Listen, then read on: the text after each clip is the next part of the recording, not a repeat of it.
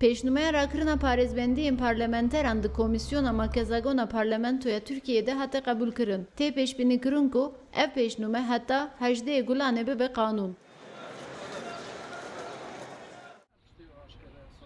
Niha mijara ku herî zêde tê merakkirin ew e ku HDP piştî rakirina parêzbendiyan de çi bike? Li gorî hin partiyên Kurdan ên Bakur divê HDP bêriya her tiştê şer bide rawestandin. Lewra pirsgirêkê herî girîng a Kurdan şer e ne parêzbendiye. Ev mesela rakirina parêzbendiyê ji nav dereca sedî gelek pirsgirêkên esasî heye ev şer divê bê rawestandin. HDP, DBP û DTK karê wanê ewil divê PKK qaneh bikin ku PKK ji aliyê xwe bi şer rawestînin temama Kurda ji destê xwe bidin hev bibêjin êdî em şer naxwazin.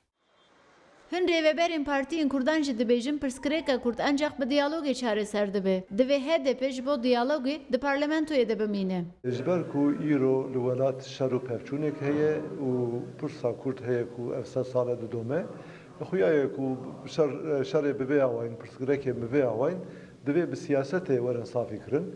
Ciyê siyasetê jî parlamentoye, dezgeh siyasetê ne, demê wisa divê dezgeh siyasetê hîn geştir bibin, hîn çalaktir bibin.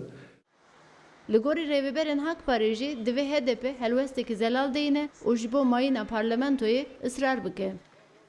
Yani nav parlamentoda bibinin, xebata xwe bidomînin, bi şeklekî demokratîk û aşîtiyê de baş û çêtir. Ji xwe boy wî hatin rêbijatin. Yani siyaseta vekirî boyekî baş û derheqê bu yere em bêjim herêmê de an psikîrîka Kurdan da xebat bikin çûnin parlamentoyê.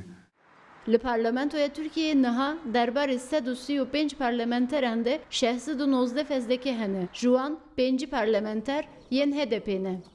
Gönül Morkoç, Rudaw, Amed.